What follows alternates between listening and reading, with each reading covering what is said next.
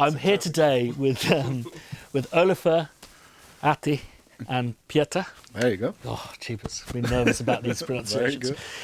And we're at E7 Studios in Reykjavik in Iceland, and in Spitfire we've been going around the world and meeting loads of people who've set up these music hubs, music communities, spaces, and I'm just fascinated by them because I, for many, many years, have been a lonely composer, and I myself now work in such communities.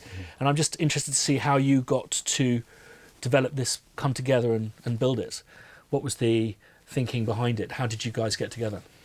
The thinking behind it is a thing of the past. Like it was started by this guy Árni, who's our friend, who's a very ideological person with a lot of wit for an ambition to do nice things, a bit of less wit for financial things. Oh, okay.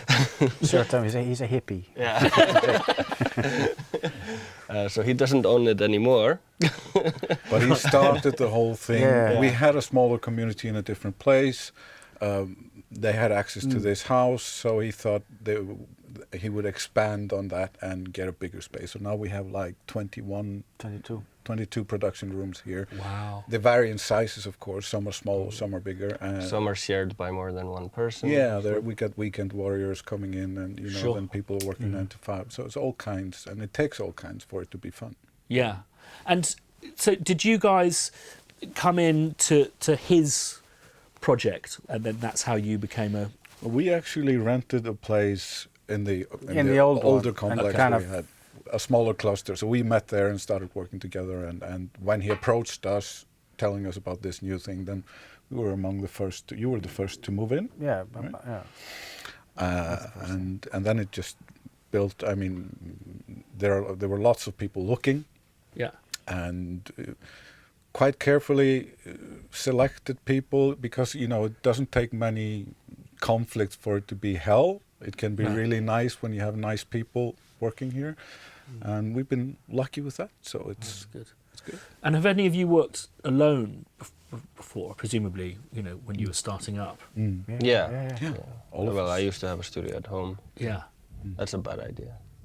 Why is that? I mean, I understand it as a composer, but what for your reasons? Well, you need to find a way to, like, especially as a composer or as a musician, it's so easy to marry the job to your personal life, and if your studio's in your house, then there's no limit. Like today, I at 7 or something, probably not, to be honest, more like 11 tonight, I will go home and it'll be the end of my work day, and I just tune out of that. It's a subconscious thing as well. Sure.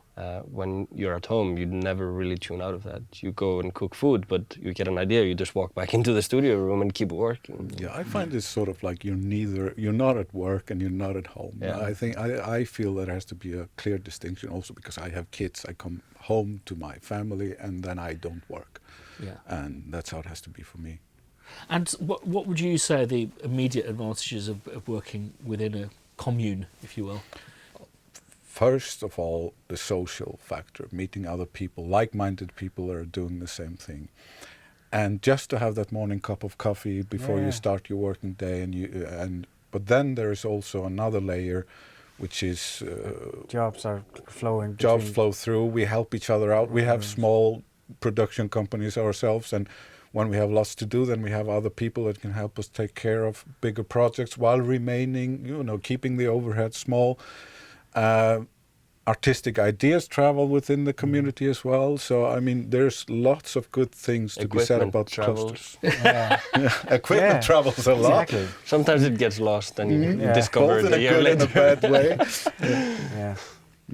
No, that's a very good thing. I see it as a very I don't know where positive any of my headphone jacks are. Ah, yes. That's a problem with working Are in we a community. counting stuff like that Somebody anymore? always It's steals just- your headphone jacks. I guess a key though is you mentioned like personalities and stuff, and I think it's very easy to have like a sibling rivalry amongst peers, and I think you need to avoid certain personality types, I imagine, to avoid that, because the minute any of you become in competition, I imagine it becomes quite difficult. Yeah, but it's also it's like a marriage. I mean, I see lots of people here all day long, and if everything if there's harmony here, then it's nice to come to work. Any kind of dispute or disagreement between people is a problem in a cluster like this. We also try to select people quite carefully so that there are no clashes to be made. So we have basically... Yeah, we all do a little, we do different things, There's only one mastering room in here. We don't have two different mastering guys, then they are suddenly competing. There's a lot of independent producers who are just doing their own stuff and they don't bother each other or anyone else. We have one room which is occupied by a guy who just repairs synths and equipment, and that of course helps everybody. So everything is kind of chosen in here in order to facilitate each other rather than be competing. Yeah, you could put up a nightmare scenario with the same ingredients. It's just you have to select the right ingredients to make it work. Yeah.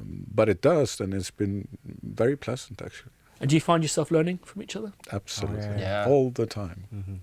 And just to be able to go to somebody that knows the thing that you want to ask a stupid question, get a good answer.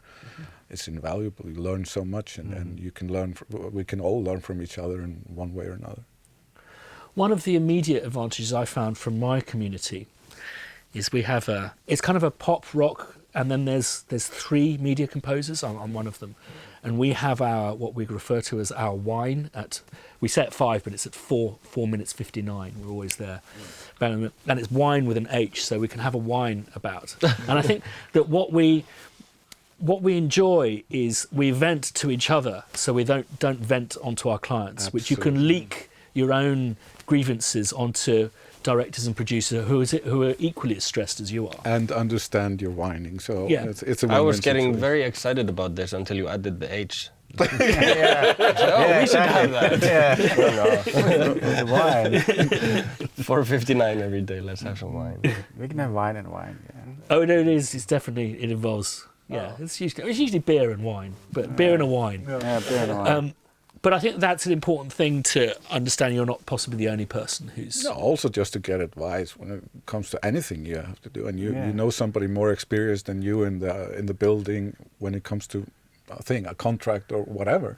And you ask and you get a good answer, and people help each other out. So, the Icelandic music business is already a small community, as you can imagine. And I like the thing that we help each other out as much as we can to further all ourselves, because when a good thing happens to an Icelandic musician, all of us benefit from it, because it just makes us more valuable. Do you guys use each other as kind of artistic sounding boards, or does danger that way lie? Oh, we do. Yeah. I think we do. Yeah. At least the three of us work together quite a lot. Addi mixes a lot of my work, and Peter's work. Peter is kind of an agent also, like he sometimes is the guardian of our jobs. Yeah, exactly. The business side. Yeah. No, we work a lot together, and we bounce ideas and stuff. Peter played guitar on a couple of soundtracks for me. No, we have an open dialogue for everything. And there are, of course, moments when you want to show stuff to people that understand the process. Yeah. Because you can't call your wife and say, "Oh, this is going to be great when I've done this," But you can call somebody that understands where you are in the process and say, "How do you like the beginning of this?" Or the stuff you work on while in progress. Yeah. Then you can have a professional that can, help out and just give you new ideas. That happens a lot. And do you have any girls here at all? I was just going to say, we have 35 people here probably. At the moment, there's not a single girl. Now, this is a real issue that how many Spitfire users are girls, percentage? Would you say? Well, 2%? Yeah, it's 2%. Oh, really? Well, he gets the prize. He gets Nice. some wine. Wow. And You it get is the like wine? it's kind of shocking. And in fact, I saw Pharrell Williams recently did one of these style of videos with Daniel Lanois, who is, such a big hero. And, Pharrell's doing really well, and they're having this really interesting, nerdy conversation about Daniel Lanois' vocal chain and the pull tech and this, that and the other. And about halfway through the interview, you saw someone walk through shot, and the production values are so high, you go, I'm really surprised I didn't spot that. And then you suddenly see this woman, stark bollock naked, walk in and serve them tap water and then walk out, at which point Pharrell goes, you see, because it's all about the bass. And I just for me, it was like, Jesus, we have so far. I'm not joking. And you show this because it's an hour long and it's half an hour in. So you've been having this serious conversation. It's like this is one of the most inspiring, because Daniel Lanois is such a hero, and to have it framed in Pharrell's kind of language, and then for that to happen, I just went. We've just got so far to go, and all of the comments. You think the comments for our last Cribs was bad? It's lots of aspiring female producers going, how does this make us feel? It's not only that you've objectified a woman like that, but you're getting her to serve you tap water. Get your own fucking tap water, But I don't know. Do you have any opinions about this amazing disparity? Certainly, we're producing. I think it's slowly getting better.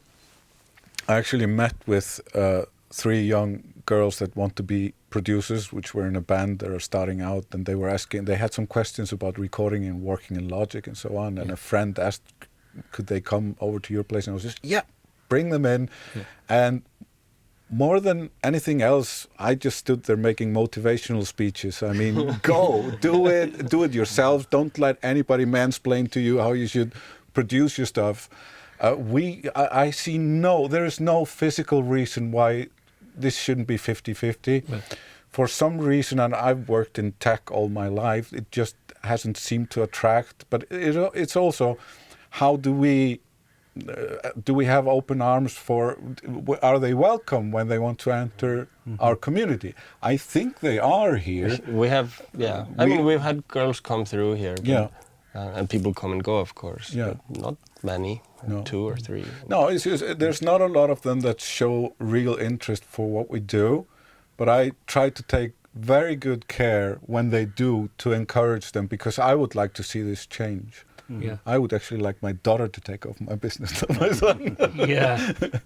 I think we're missing just it's a vicious circle. We're missing role models in this business, and there have not. It was a man's business, absolutely. I don't think it is necessarily anymore. Sure, maybe the older generation still look at it that way, but if you ask all of us here, we would never think that. But we're at the stage where, because there haven't been any girls, we don't have any role models for young girls to look up to, say, hey, that's a girl doing it, so I can do it too. Exactly. We're missing that. But I think as soon as we have a few, then it can snowball. It happened. Exactly. It happened with film editors as well.